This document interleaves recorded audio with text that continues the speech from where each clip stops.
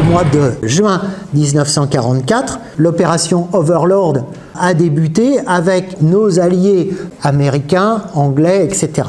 Cette arrivée massive, 176 000 hommes qui vont débarquer sur les côtes de Basse-Normandie, prendre les points forts de Caen, de Falaise, de Saint-Lô, contourner la plaine de Caen, revenir vers l'estuaire et s'arrêter à la Seine pour franchir la Seine et prendre Le Havre. Les civils, malheureusement, sont toujours au centre des combats.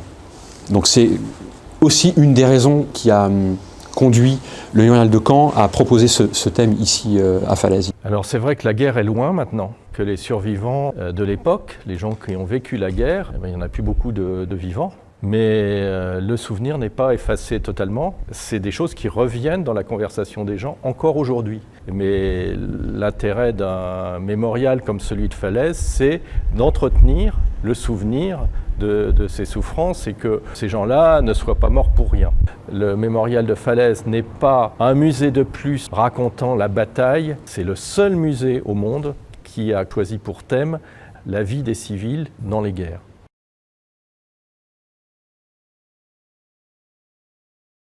Alors le jour du débarquement, évidemment, toute la nuit, on dormait sur la côte, au bord de la plage. Il y a eu des bombardements, il y a eu des tirs d'artillerie, on entendait les obus passer au-dessus de notre logement. Et à 4 heures du matin, on est monté dans le grenier, on a dit ça y est, il se passe quelque chose. La mer était recouverte de bateaux, mais alors c'est inimaginable le nombre de bateaux. Il y avait les bateaux qui tiraient, il y avait l'artillerie qui répliquait. C'était un feu d'artifice sur la mer. C'est dommage que c'était la guerre, mais la mer était magnifique de par l'illumination. Notre réaction, on a dit ça y est, c'est le débarquement. On était trop contents, on a eu tort parce qu'on l'a payé très chèrement. On est parti, on a eu peur à 7 heures du matin quand les premières barges de débarquement sont approchées de la côte. On a dit ça va mal se passer. On était 8 ouvriers, là on a pris le camion, on est rentré sur Caen. Évidemment on a croisé en route énormément de convois militaires qui montaient. On n'a jamais été mitraillés parce qu'on marchait évidemment dans le sens contraire des convois militaires et les avions qui arrivaient pour mitrailler les convois militaires, ils étaient attentifs parce qu'ils piquaient sur nous bien souvent. Ils voyaient sans doute qu'il y avait un camion français avec des civils, ils remontaient, ils faisaient des battements d'ailes pour nous dire bonjour. Et ils partaient, ils attendaient qu'on soit éloigné des convois, et ils faisaient demi-tour et ils mitraillaient les convois. Et on est rentré chez mon oncle à Colombelles. Au moment du débarquement, je travaillais à la ferme, j'étais commis de ferme. Et le 6 juin, on sentait bien que les Allemands étaient de plus en plus tendus, nerveux.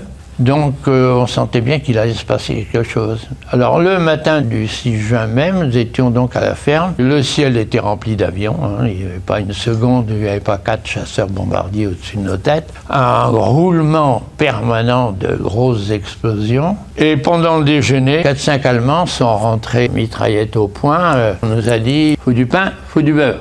Vous n'avez pas tellement de possibilité de dire niet. Hein. On coupe le pain en deux, on coupe le beurre en deux. Mon voisin a dit niet, il a eu une balle dans le plafond aussitôt. Alors c'était l'ambiance, hein, ça y est, on était en guerre. Et mes frères aînés qui repartaient planter des asperges à Rommel en passant à Saint-Pierre-sur-Dive, ont croisé une quinzaine de parachutistes canadiens qui étaient prisonniers. Donc c'était ça, l'ambiance du débarquement. Vous obéissez, sinon c'est la mitraillette. Et à la permanence, si vous êtes dehors, faites attention qu'il n'y ait pas un avion qui vienne vous mitrailler, parce que là, ça va être pendant 2 mois des mitraillages permanents sur les routes. À la ferme sont arrivés, dans la semaine qui a suivi, une cantine, c'est-à-dire des Allemands de 40 à 50 ans qui faisaient la popote pour les troupes qui étaient sur le front. Quelques jours après sont arrivées 2 compagnies de SS. Compte tenu que les Allemands exigeaient qu'on soit à leur service, mon père a pris une décision et m'a dit « Toi le gamin, c'est toi qui t'occupes des Boches. Je ne veux pas que tes frères aient de rapport avec les Boches. » Donc j'ai été pendant 2 mois et demi au service des SS. Que les SS, s'ils venaient à la maison, c'était pour exiger qu'on leur donne du beurre, du fromage ou jouer au billard. À part moi, qui avait des conversations avec un jeune SS, les aînés n'avaient jamais de conversation avec les SS. Les SS de chez nous, ils avaient besoin de nous pour manger. Les SS de l'extérieur, quand ils venaient chez nous, c'était pour voler. Et puis s'il fallait tirer à la mitraillette, on tirait à la mitraillette. Par contre, nous avions de très bons rapports avec la Wehrmacht. On a eu 2 cantines Wehrmacht. On n'était pas forcément, nous, ennemis. Et certains gars de la Wehrmacht n'étaient pas forcément ennemis avec nous. Et on en avait conscience. Et j'ai jamais vu les gens de la Wehrmacht parler aux SS, j'ai jamais vu les SS parler à la Wehrmacht. Le soir, à 8h, les gars des SS entraient chez eux, et à 9h, les gars de la Wehrmacht venaient boire le café à la maison. Moi, j'ai vu des soldats allemands se faire tuer à coups de ceinturon par des SS, pour une désobéissance.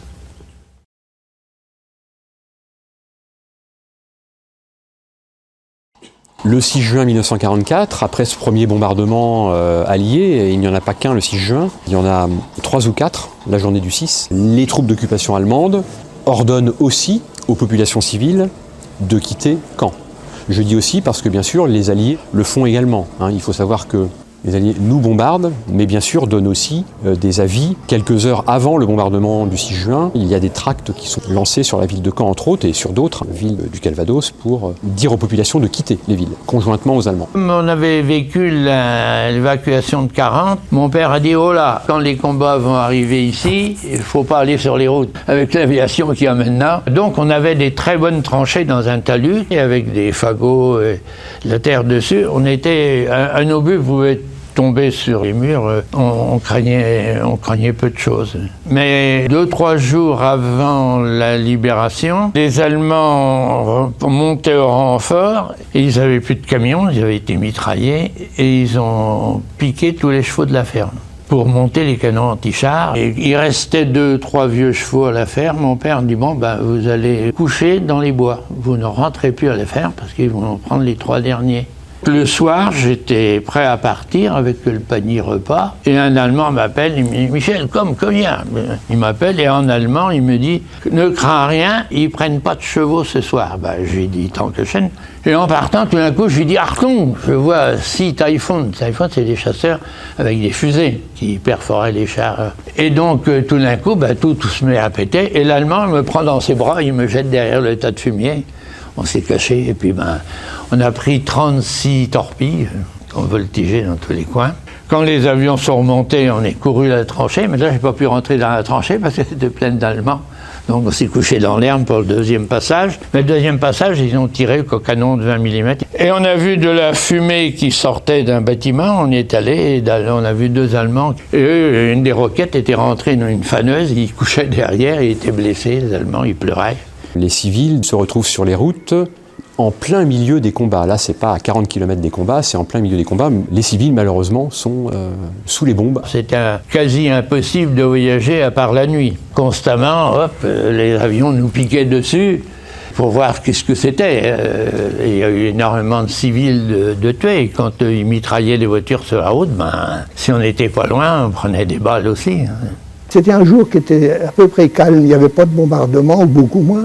On avait 5 km à faire pour rejoindre de Mondeville. Sur la route, le long de l'Orne, on entend siffler un obus. On s'est mis à l'abri derrière le talus. Et on a attendu un petit moment, on s'est relevé, il avait tombé sur l'autre rive de l'Orne. On se relève avec mon oncle, et je dis à mon oncle, dis donc, il n'a pas tombé loin celui-là. Il y en a un autre qui est arrivé à nos pieds. On n'a pas entendu siffler celui-là. Ma fiancée était un petit peu plus loin, mon oncle était là, ma cousine était là. Plein milieu de nous, il est tombé cet obus. Alors évidemment, j'ai été blessé. Moi, je suis revenu avec moi, je ne sais pas combien de temps après, j'avais les pieds dans le trou de l'obus. Et ça hurlait autour de moi. Forcément, il y avait mon oncle, ma cousine ont été tués sur le coup, ma fiancée. Pardon. Ma fiancée criait. J'ai essayé de la relever comme je pouvais. Et sa jambe était restée sur le sol. Pas de secours forcément, et on était à 1 km des abris des roches. Il a fallu que je parte sur une jambe parce que j'avais un éclat d'obus dans la jambe. J'avais la figure criblée du goudron de la route. J'ai des éclats un peu partout, j'en ai encore dans la main, j'en ai encore dans la figure. Il a fallu que j'aille chercher du secours. Je suis arrivé dans les premières maisons de Mondeville. Ils avaient une défense passive, ils avaient une camionnette qu'ils avaient aménagée en ambulance. Et la camionnette est venue nous chercher. Elle est repartie chercher les autres. Ils nous ont emmenés à l'hôpital du Bon-Sauveur pour nous soigner. Moi, j'ai été soigné. Je ne savais pas ce que étaient devenus les autres. Je suis resté 3 jours et le frère de ma fiancée est venu me chercher parce que quand on était bombardé, dans la salle où j'étais couché en face d'une fenêtre qui était surélevée. Ça bombardait, les éclats d'obus passaient dans la pièce. Il y a eu des tués et des blessés même dans la pièce. Et le frère de ma fiancée est venu me chercher pour me ramener aux abris des Roches. J'ai continué à être soigné avec 9000 occupants de ces abris. Il est arrivé, bien sûr, un ordre d'évacuation. Et moi, j'ai rejoint mes parents à Saint-Pierre-Canivet. Et là, je suis resté avec mes parents jusqu'au début août. Et puis, hors d'évacuation, on est reparti. On a pris la direction de Falaise, Chambois, et on est arrivé à Moissy. Un petit patelin qui nous semblait bien. On a dit, tiens, on va être tranquille ici, on va rester ici.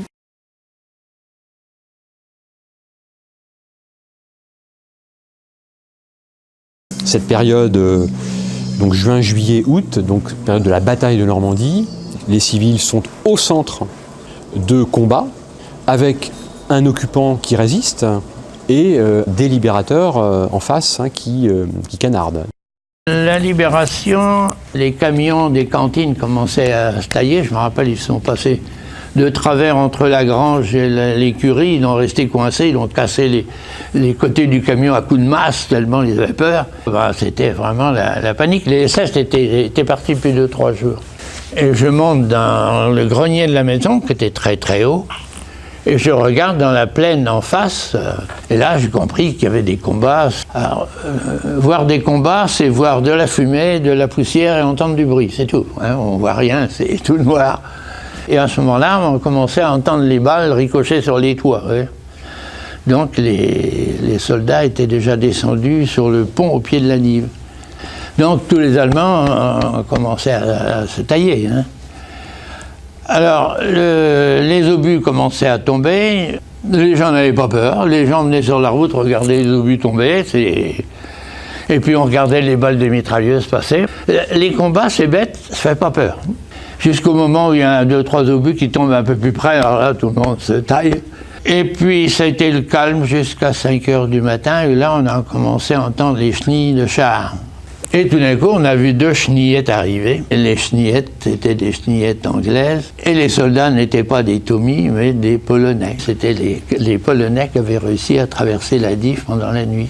Donc on est parti avec eux. Au bout d'un moment, ils se sont rendus compte qu'on les suivait. Et puis ils ont gueulé après nous en disant « Mais c'est pas bien, il y a encore peut-être des mitrailleuses allemandes dans le coin. » C'est l'euphorie quand vous êtes libérés. Vous êtes inconscient. Combien de civils sont fait tuer bêtement comme ça? On est allé voir au pont où ils s'étaient battus. Et là, j'ai vu des chenillettes comme celles les Braine-Carrier qui étaient brûlées. Il y avait des Polonais qui parlaient français. Il commençait à y avoir aussi quelques Canadiens qui nous ont expliqué qu'un soldat avait été tué. La tombe était là. Qu'un autre blessé était parti à Bayeux et qu'un brûlé était parti en Angleterre. Et depuis, j'ai fait des recherches et j'ai retrouvé les 1200 soldats polonais tués. Et ces 2 soldats sont morts. Un est enterré à Bayeux et l'autre en Angleterre. Falaise a été pris le 17 août, le train a été pris le 18 août. Et alors, à partir de ce moment-là, ils avaient fait une manœuvre d'encerclement et ces 100 000 Allemands étaient bloqués dans un couloir de 3,5 km. Donc on était sous ce pont pendant 3 ou 4 jours et on était là dans ce couloir avec les Allemands qui commençaient à évacuer pour se mettre à l'abri. Ils ont pris notre place, on est sorti du pont et on est parti dans une petite grange avec toute ma famille, on était 9. Mais les obus arrivaient de partout. Les obus nous arrivaient de Chambois. Alors on s'est dit une chose, dans la première pièce, il n'y a qu'un mur. Si on se mettait dans la deuxième pièce, il y aura un premier mur, et un deuxième mur, on sera plus à l'abri. Et on a bien fait. Ça faisait une demi-heure qu'on avait quitté cette grange. Il y a un char qui a explosé derrière, il y a un morceau de chenille qui a volé sur le toit. Il a défoncé le toit de la grange Mais il n'a pas défoncé le toit de l'autre pièce. On a été dans cette pièce pendant 4 jours, sans pouvoir sortir, sans pouvoir se laver, sans manger. On faisait nos besoins dans le coin de la pièce, à 9 personnes. On a eu dans cette pièce des Allemands qui sont venus. Il y en avait un il y avait un éclat d'obus dans la poitrine. Il voulait qu'on l'achève. Il est mort dans notre pièce. On était devenus tous comme des fous là-dedans. Ah oui, ça. On n'existait plus, je sais pas. Quand on est sorti là, partout ici, le champ là en face, c'était des cadavres, Ah oui. des chevaux morts. Il y a énormément de chevaux ils faisaient une chaleur épouvantable. Ils éclataient. Ça sentait mauvais. C'est indescriptible, on ne peut pas croire. Et il est arrivé par le petit chemin un soldat. Il nous a mis en joue parce qu'il a été surpris de nous voir là. Excusez-moi, à chaque fois que j'en parle, on l'a tous embrassé. On s'est embrassé. C'était la délivrance. Des bombes, on en retrouve encore. Il y a quelques années, on a trouvé une bombe de 500 kg qu'il a fallu traiter avec des démineurs. En Normandie, il est mort à peu près 20 000 civils entre la date du débarquement, donc 6 juin, et la fin de la bataille autour du 25 août. Là encore, on ne focalise pas uniquement sur l'exemple falaisien, normand, français, mais bel et bien mondial, international. Évidemment, quand on compare ce chiffre de 20 000 victimes civiles en 90 jours à, par exemple, la bataille de Stalingrad sur le front Est, qui fait 50 000 victimes en 2 semaines, il y a évidemment des différences quantitatives. La population qui a le plus souffert en termes de pourcentage, c'est la Pologne, puisqu'on est presque à 20%. Ce qui compte ici, ce que l'on veut nous montrer, c'est cette addition. Une famille entière qui disparaît sous les bombes dans une cave à Caen parce qu'elle s'est réfugiée dans une cave pensant qu'elle allait échapper au bombardement. Une famille chinoise à Nankin massacrée par les troupes japonaises qui pensent avoir été à l'abri. Le sort, au final, le drame, il est le même. C'est ce que l'on veut donc ici marquer et montrer à nos visiteurs.